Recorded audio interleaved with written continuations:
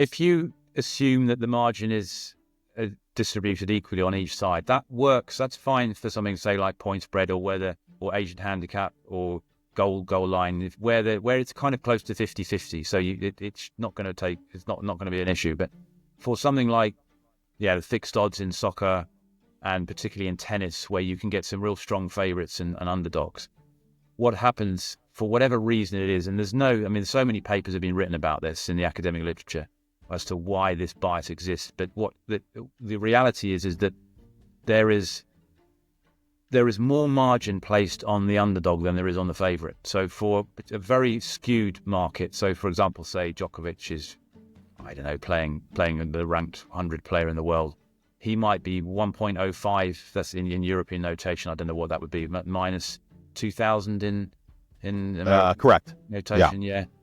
And on the other side, it would be something like, a DVIG market, if it was 1.05, it would be about 20, wouldn't it, in decimal?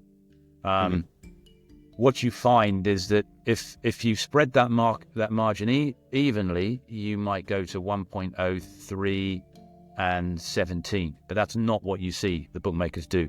You're more likely to see something like 1.047 and then something like 12.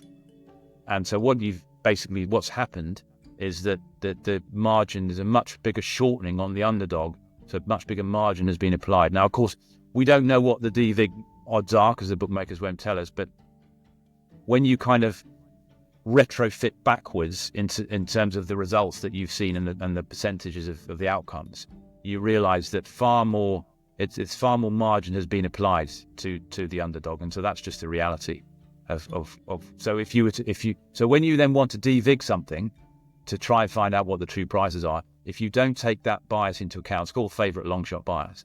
If you don't take it into account, you're going to end up with some markedly incorrect values of what you think are the true odds. And so that's why it's important to do it.